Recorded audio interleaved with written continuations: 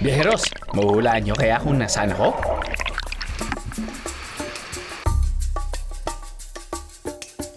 Basic lang ang biyaheng ito. Walang fine dining, walang 5-star hotel. Ang kailangan lang, bukas na pag-iisip at respeto sa lugar.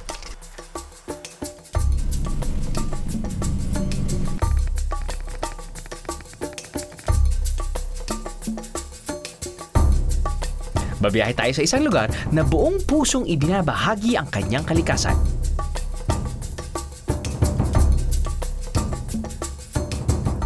Kultura at tradisyon sa mga biyahero.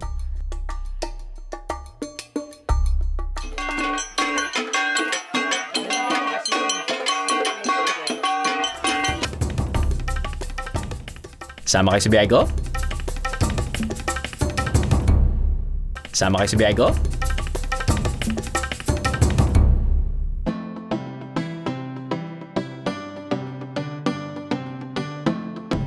Mula Maynila, inaabot ng halos 4 hanggang 5 oras ang biyahe papuntang Benguet. Kaya pagdating dito, tiyak, ang una niyong hahanapin, pagkain. Ang Gimus po ay pinatayo noong year 2015. Pag pumunta kami ng Baguio, hanap namin bulalo. Kasi malapit sa Camp Janhay, meron din bulaluhan doon. Pero dito talaga kami pumupunta. Usually pagpababa na, dito kami kumakain. Kasi nga dito sa bulalo nila, nahabol namin kasi masarap eh. Dito lagi kami kumakain kasi masarap ang luto nila dito. Especially doon sa Papaitan. Mas masarap po kasi ang luto nila dito. Yun po, at saka yung sinampalukan kambing. Dito po talaga sa Gimus, bagay po siya sa mga travelers kasi mabilisan po talaga. Pag umorder, bigay agad. Pagkatapos, alis din agad. At saka sa gilid lang po siya ng highway, kaya accessible din po. Ano po ba usually in-order? Sinampalukang kambing. Sinampalukang kambing, adobo, Papaitang kambing, papaitan. Pilawing kambing. Lahat. So lahat kambing. Meron pa po pork po na adobo. May pork din. Tama, mag-order lang po kami ng Sabaw. one of each.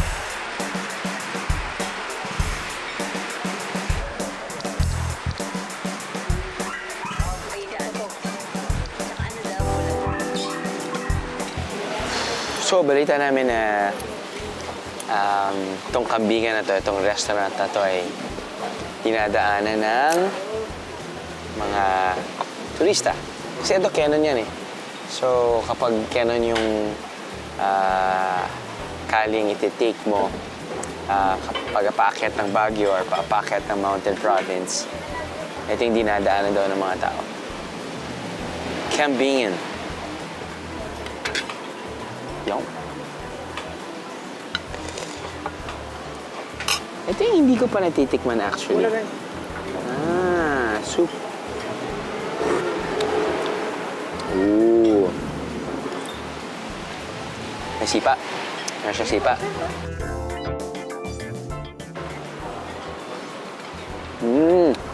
Uy. Okay to ah. Minutang kambing. Pwede. Pwede to.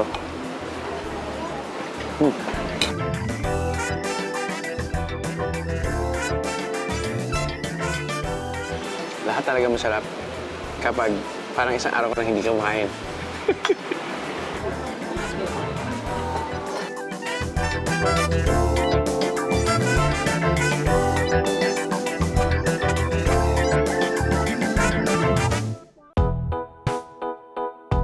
Biyeheros, bigyan niyo ako ng pagkakataong ibahagi ang pagiging makata ko. Roses are red, violets are blue, bagets feels ako with you dito sa Benguet. Welcome to the Rose Capital of the Philippines, ang Bakong Flower Farm sa La Trinidad, Benguet. Roses are red, violets are blue. Sa 410-hectare farm na ito, chrysanthemums and anthuriums ang meron dito, mga mams. greenhouses, rose terraces. This is the place to unleash your inner tita. At kasama ang farm na to sa mga munisipalidad ng La Trinidad na supplier ng cut flower sa Dangwa. Pinapaigting din ng kooperatiba ng Bahong ang agritourism, kaya maaring bumisita rito at umikot sa lugar sa halagang 20 pesos lang. And yes, pwede ring mamitas ng mga bulaklak. Huwag nyo lang kalimutang bayaran ng mga to.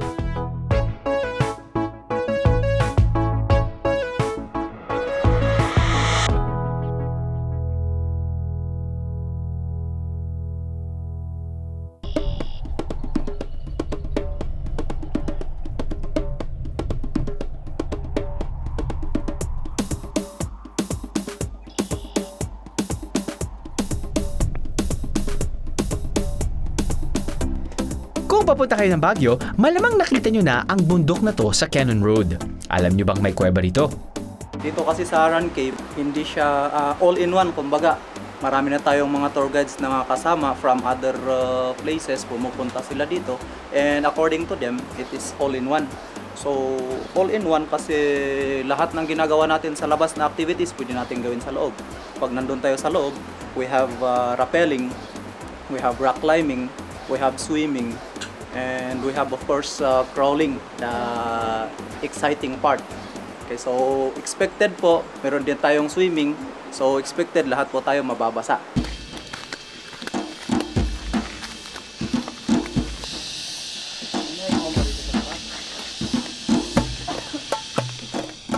Medyo papalapit na kami sa cave. Mararamdaman mo agad yung sudden change in temperature. Yung cold air coming from the cave. Mga kuya, sigurado ba kayong may daan dyan? Hindi raw ito ang orihinal na daan papasok ng Aran Cave. Ang dati kasing pasukan ng kuweba ay natakpan ng mga bato noong 1990 earthquake na tumama sa Benguet. According to the mga old folks, hinuli daw ng mga Amerikano noon during the opening of that historic Cannon Road, yung giant. Kaya sa Ibaloy, ang pangalan ay Aran. Aran, ika nga, yung higanti.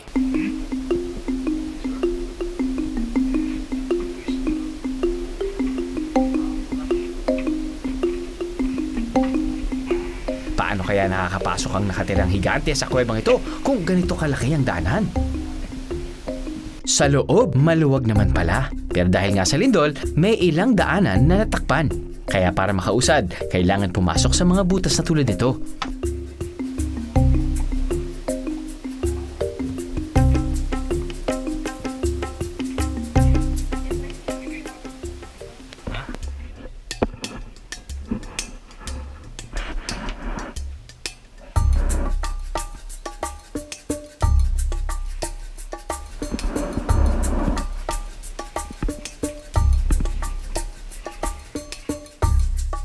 Sa kabila, wala ka nang ibang gagawin kundi magpadulas ng dahan-dahan pababa.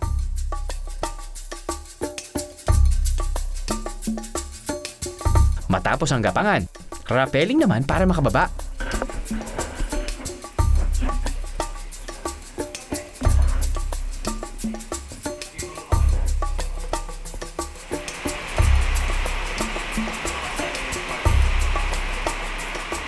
Sa baba, dinig na ang agos ng tubig.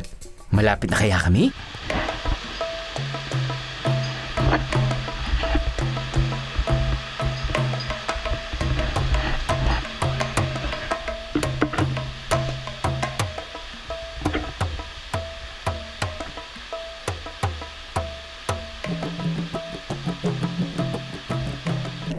Matapos ang konti pang gapang at rock climbing, nasa kabilang parte pala ng pader na to ang tubig na naririnig namin na galing sa isang mini falls.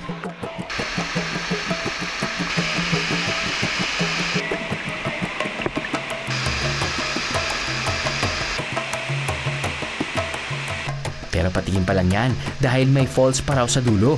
Kaya dumaan lang kami rito at umakyat gamit ang isang lubid.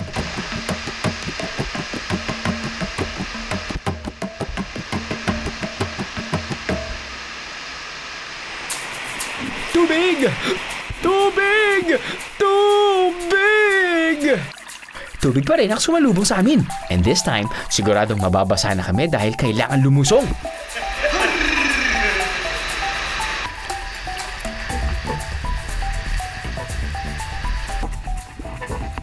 Kakaba-kaba ba? Huwag mangamba dahil may mga lubid na maaring kapitan. Tapos, konting lakad. Lusong! At suot sa butas pa. Narating na namin ang dulo ng trail. Dito, may falls ulit at catch basin kung saan maaring lumangoy. Maganda. Quality. Parang mag-enjoy ka. Challenging. Mukhang sulit ang adventure ng grupong ito sa Aran Cave. Pero pinatikim lang pala tayo ng konting ligaya dahil ang daang pabalik mas masikip.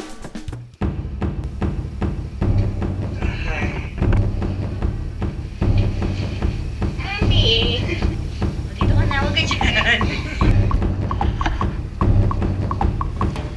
At paglabas ng Aran Cave, tila ay pinanganak ka ulit sa mundo. Oo, ganyan talaga ang pakiramdam. Hindi ako OA biheros ha.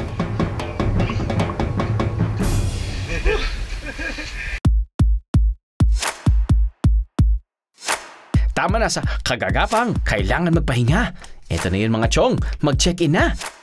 Mas Benguet feels ang biyahe nyo kapag tumuloy kayo sa kanilang old and authentic Cordillera houses.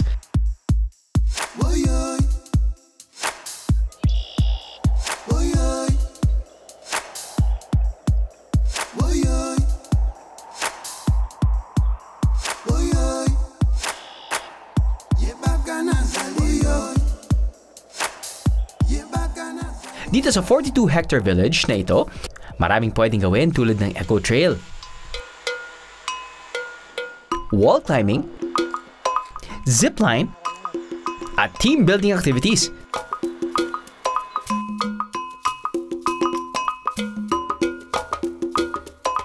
May restaurant din sa gitna ng village kung saan inihahay ng ilang putahe na ang mga sangkap ay galing mismo sa kanilang farm. And for your pasalubong needs, dumaan na sa kanilang weaving center at bumili ng ilan sa kanilang mga produkto. Matapos gumapang sa ilalim ng lupa, aakyat naman tayo ngayon sa bundok.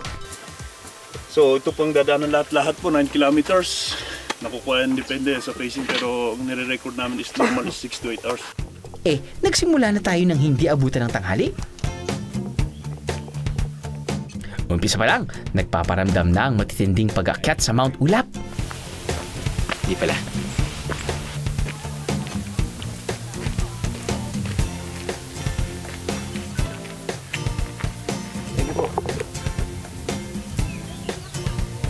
Buti na lang hindi ganun kainit dahil may mga halaman at puno.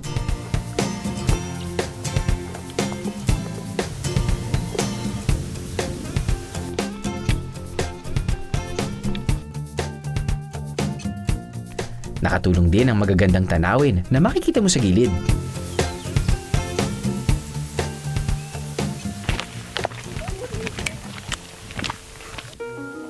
It's the first peak. Na-track na natin mga about 3.6 kilometers.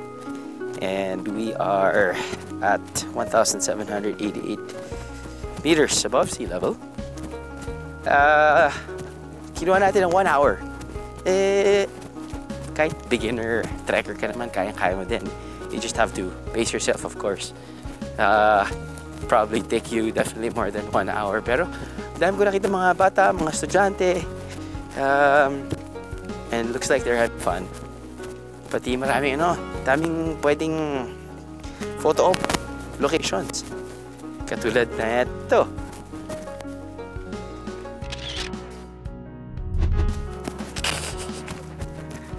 But anyway, we still have less than 6 kilometers to go. So feeling ko that's gonna take us around, guess 2 hours. We'll see.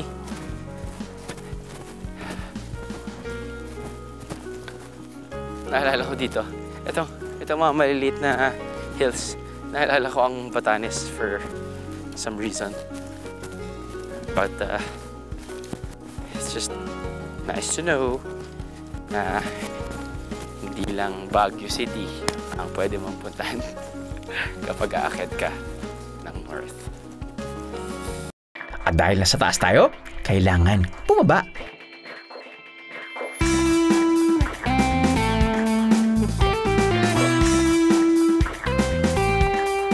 Sa mga parting ganito kayo makakabawi dahil hindi masyadong matarik ang trail at may lilim. Pero maya-maya, eto na ulit ang paakyat.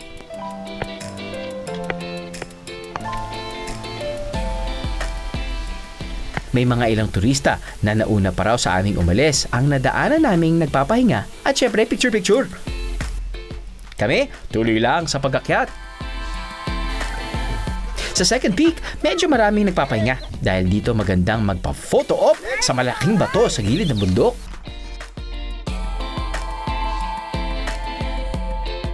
At dahil karamihan ng climbers na nauna sa amin ay narito, nag-overtake na kami at dumiretso sa paglakad. Competitive much? Ito na raw ang huling matinding pag-akyat, kaya push pa more! Pwede rin kayong literal magpa-push sa mga kasama nyo.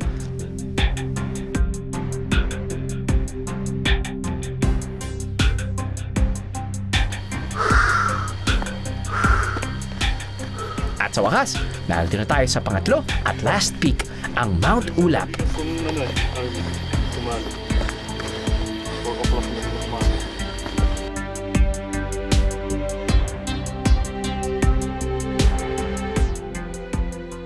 So after 2.5 hours, nakarating na kami dito sa third peak, which is Mount Ulap, which is actually 1,846 meters above sea level. Pero kuya, pag sa briefing, bago magsimula yung assault or bago magsimula yung hike, yung na-remember ko na sinabi mo na baka aabutin ng 6 to 8 hours. Yun usually conservative time, no? Bakit po? Kasi yun ang na-observe namin kasi parang ni-record namin as normal pacing. Kasi kasama na doon yung pahinga, saka yung picture taking nila. Picture taking, yun. Saka yung traffic na rin nila sa Gungal area. Right, so, right. Minsan yun talaga nagkakaroon tayo ng congestion. Maraming mga rest areas and then different peaks na pwede ring mag-picture-picture. Opo, sir. Meron ako nakitang signage doon na sana every turista 10 seconds lang. 10 seconds po. Every shot 10 seconds lang. Opo. Kasi kuminsan daw kapag weekend, napupuno yung tao, tapos nun medyo inaabot ng ilang oras din dahil nga nag-aantay ng picture. Tayo, pagka-picture lang po. Now, siguro in the span of 2.5 hours or sabihin natin when you reach the third peak, wala dyan mga convenience stores and everything. Meron though portalets, no? On the 5th kilometer yata, parang gano'n, around 5 kilometers. We caught up with a few trekkers and napansin namin na yung isang trekker medyo nagpapatugtog na malakas na music, no? Sabi ko nga kay Kuya, kung sana classical, pero hindi, heavy metal. Buti lang pinagsabihan ni Kuya para sa mga future hikers na pupunta dito or kahit sa any mountain. Mas maganda kasing, panitilihing quiet, and then the best music is the one that's being offered naturally. Magandang pakinggan at masarap yung pakiramdam din. Generally, speaking, malinis yung ruta. Let's keep it that way. Siyempre, may mga ibang turista pa rin na even though sa briefing before the assault, before the hike, sinasabi na okay, siyempre, you gotta keep your own trash, bring your own trash with you para pagbaba nyo, dun nyo lang itatapon sa tamang basurahan. Sa baba, may magandang sorpresa pa. Dito sa pagbaba nyo dito, just ilang minuto lang yan, Kuya? Ilang minuto? 10 minutes lang. 10 minutes lang, may nakatagong convenience store. Hindi mo makikita dahil nakatago. Ito na siguro ang isa pang magandang parte ng trek, ang lugar kung saan pwedeng kumain at magpahinga matapos ang mahabang lakaran. Nag-join lang ako sa kanila. Ganun rin po, nag-join lang. Actually, magkakasama kami tatlo. Maganda yung taas. Hirap ng dulo part kasi diretso siyang steep. Pinakamaganda yung mga reach mo yung peak. Saya. Pinakamagandang part, yung summit. Kain tayo! At ang masarap kainin matapos maglakad, isang local dish sa Benguet, ang pising. Igisa ang mga sangkap at saka ilagay ang gata. Pagkakulo, ilagay ang gabi.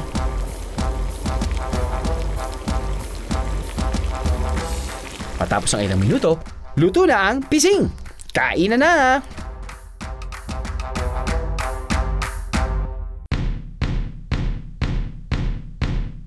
Para mas feel nyo ang pagiging mountain climber, dito na kayo matulog. May choice between this native hut kung saan kasya ang 5 tao. O kaya naman mga tent na kasya ang 1 o 2 tao. May pool din sila na galing sa bukalang tubig. Sakto sa ating recovery. Refreshing! Welcome to Itogon, Benguet, ang tahanan ng ilan sa mga katutubong tribo ng Rion. Sa yung mga ethnic tribes sa Tuba at saka Itugon ay halos parehas. Mga Ibaloy, Kankanay, Kalangoya. Ibaloy, alam mo naman ang Ibaloy, yan ang sinasabi nilang Birisiyay.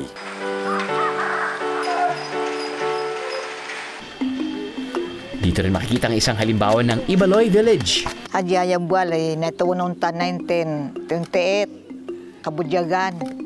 Si Maronot, ng tanay, waray 1932. Hadyaya Buwalay, adyagan kayaw kota sutad bediyak. Sengaran to, just.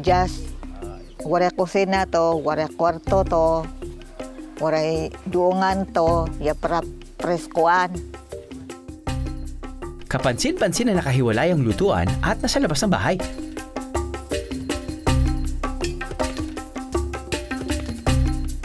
At ang banyo nasa likod na ng parte ng komunidad dahil bawal ito sa loob ng bahay. At may espesyal na lugar sa gitna ng mga bahay na to.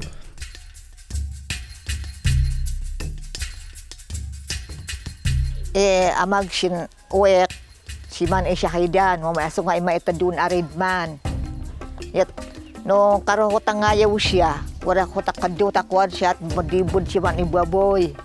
Bagamat moderno na ang mga tirahan sa lugar na to, ang mga bahay sa munting Ibaloy Village ay hindi nila binabago bilang pag-alala sa kanilang mga ninuno.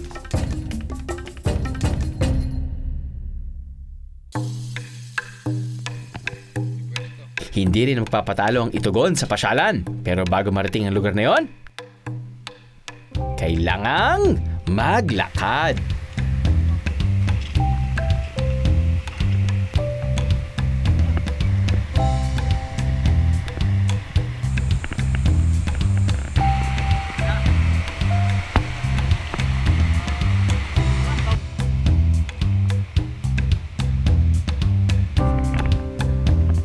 Sakto lang ang pagpapapawis na yan dahil pagdating sa iyong destinasyon,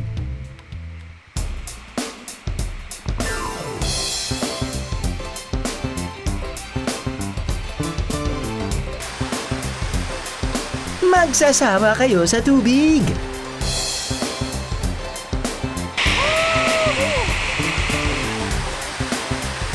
May 3 malalaking falls sa Itugon na maaari niyong puntahan, depende sa panahon.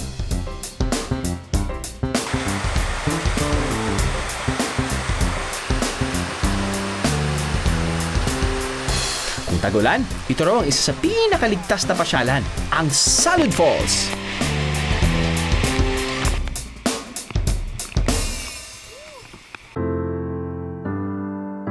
Wala pang masyadong hotel o resort sa Itugon pero may ino-offer na sleeping area ang munisipyo.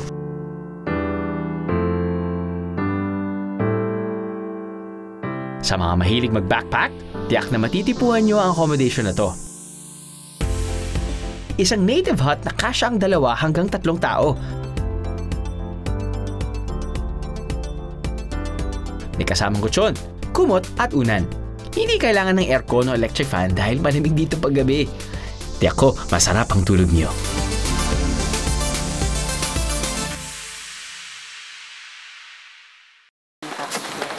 Mama, Magandang gabi. Magandang gabi po. Gandang gabi rin po. Ay, ano pong ginagawa natin? Nagbabayo po tayo. Nagbabayo? Apo. Ano pong binabayo natin? Ito po yung kintuman rice na para sa tape. So, gaano katagal niyo po kailangan gawin yan? Pag ganito karami, siguro mga 30 minutes. 30 minutes? Apa. Pwede ko bang masubukan din? Sabay tayo. So, is there a method to the madness or just wala lang? Bayo lang, ngayon lang talaga? I-balance lang po yung I left hand yung so one hand lang po. Pwede mong pag napagod po kayo, pwede nyo pong ilipat. Is this the traditional way of doing, or it's also the current way of doing tapoy? Traditional po. Pero meron na rin mga ibang proseso para meron po. Mas mabilis. Lipat. But syempre, sa una pa. Hahainin natin. Okay. Yung ito po siya. Yun. Okay. Yan. Tahipan natin. Uy. Nako. Susubukan ko ba ito or talagang baka masayang ko lang po yung... Kayo po. Mas maganda po kung subukan niyo. Sige po. Baka wala pang matira. Baka lahat tapon. Hindi po. Paano po yung style, ma'am? Igit na lang po ninyo para sigurado. Para sigurado. Pwede po. Marunong na kayo. Yun. Okay naman po. Tapos ipunin nyo, ibalik nyo po. Ay, ganon. Okay na po siya. Okay Tapos, ilalagay po natin dito sa... Saan po, ma'am? Bayuhan. The song. Pag tawagin namin sa salita namin, the song. The song that I'm going to sing. Ngayon, babayuhin ulit natin. Bayo ulit. Hanggang na dito po, pag sa mga sanay, pwede pong dalawahan, pwede pong tatluhan. Okay. Dito, mga 30 minutes din po siyang babayuhin. 30 minutes din siya. Marunong pala kayo.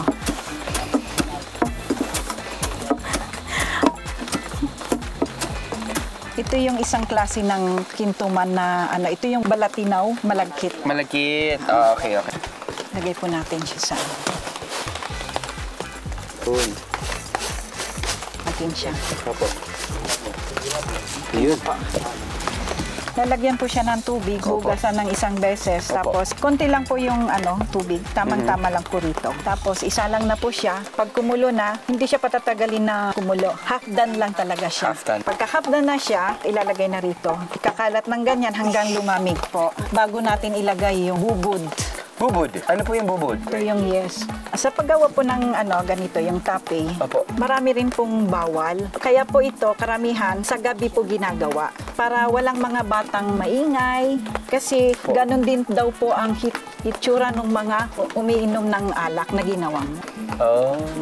Pag may asawa ka po, bawal po mauna ang siping. Ano po? Siping. Siping? Ano po yung siping? Di ba yung makikisipig ka? Yung bumbumpaw? Yes. Kapag, sabihin na natin, hindi napigilan, ano po mangyayari? Basta bawal po. Bawal. Ano po yan? Biskuit? Ito po yung dry, yes. Tatansyahin na lang natin kung paano yung paglagay mo. Okay. So, ito po. Isa pa po. Sige po. Ito po, kailangan tansyahin mo. Kasi pag nasubrahan mo, umiiba po yung lasa. Meron po yung mapait, maasim. Yung... Madami po yung mapoproduce yun. Ganyan na po siya. Matapos lagyan ng yeast, kailangan itong ibabad ng at least 24 hours. Kinabukasan na gabi, ganito rin po oras. 24 Saka mo hours. rin po ilalagay sa dito po. Ang tawag po namin sa jar is salaw. Salaw. Kahit konti lang, madam. Ingat.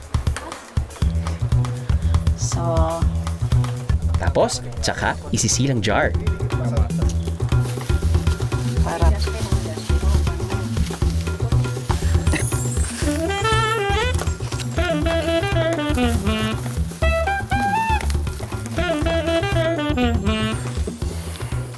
Ito pa, pagka 15 days na gagamitin nyo na sa kinabukasan, bago dumating yung lalagyan mo muna siya ng tubig. Ng tubig? Oo. So usually, ma'am, on the average, kapag di ba, finilap na natin yan, ilang araw kayong mag-aantay? 15 days. Depende po sa gusto nyong paggamit. Pero pwede po itong tumagal ng ilang buwan. Ilang buwan din. Mag-iba yung lasa? Mas lalo po siyang sumasarap. Sasarap pa. Pagka bukas po nito, dadasalan mo siya kung kagaya rin po ng pagbukas nyo ng alak na iniinom ninyo. Apo. Ayun, ang tawag namin doon is madmad. Pagmad? Madmad. M-A-D. Madmad. Madmad. Idasal mo na sa pag-inom nyong ito, maganda ang patutunguhan nyo. Apo. Pagka binuhos mo, bubuhos mo ng kaunti. Parang offering po siya. Pwede na po siyang tikman. Tikman ko na.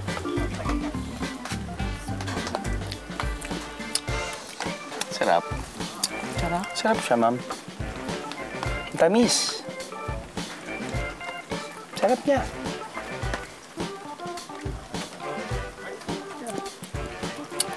Very good. Thank you po. Nakakatawa, may aftertaste siya na Yung aftertaste niya talaga, no joke, parang uminom ka ng sagot gulaman. Yung aftertaste ng sagot gulaman. Pero may konting init. Pero matamis. Malasing po pa. Malakas po ba ito?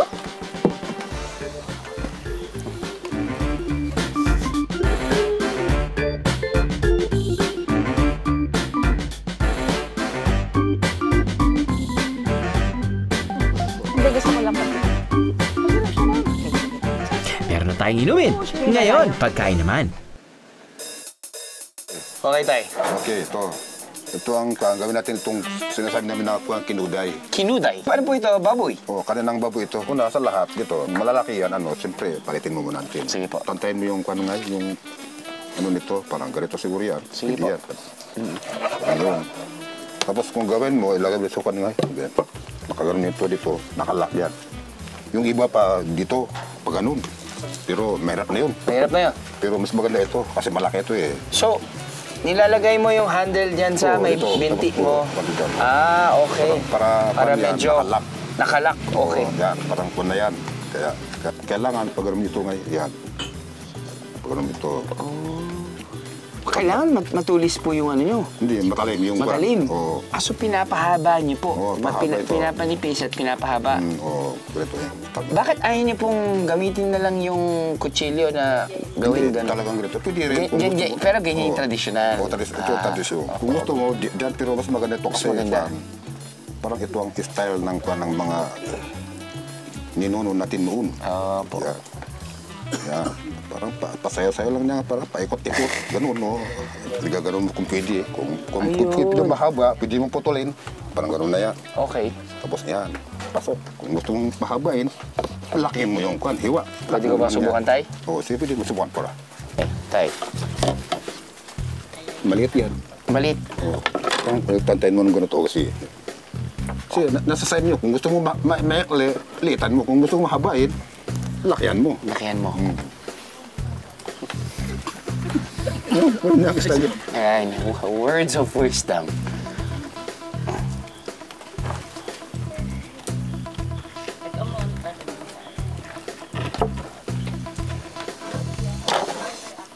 Yan. Malambot na kuha, para kuha. Yan, delikato. Yan po, pwede. Sino pa? Perfect. Sa akin. Pakita niyo po sa inyo. Let's compare mo. Hindi talagang ganyan. Sa'yo mahaba, pero... Kung gusto mo mahaba, kung gusto mo maliit, pwede. Kaya kung gusto mo pare-parehas ganyan, putulin mo ito, pwede rin. Para parehas ang... Pero may iba pa palang paraan? May ganitong style, pwede mong kung minsan may ganito rin. Ganyan.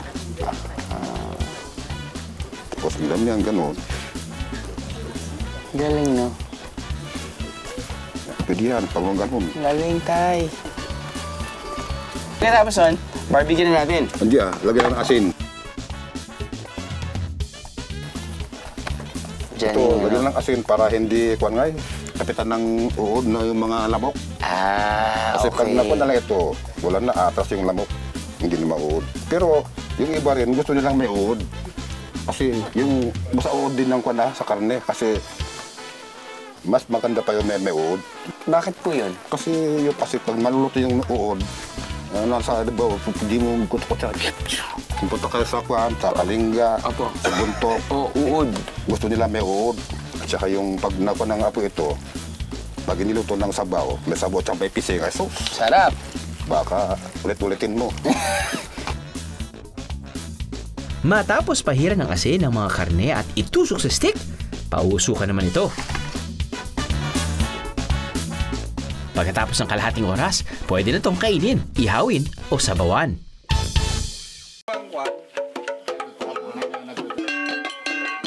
Para makumpleto ang ating salo-salo, kailangan may tugtugan.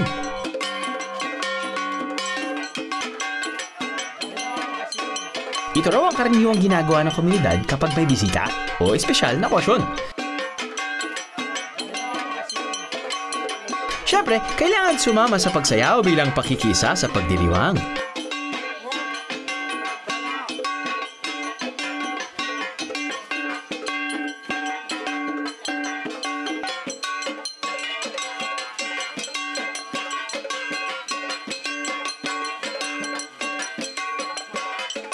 Habang nagsasalo-salo, patuloy pa rin ang paggawa at pagluto sa kinuday.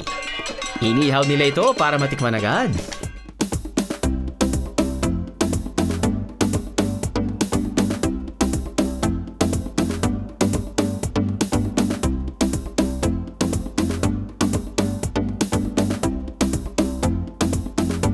Mukhang mapapasarap ang tulog ko nito.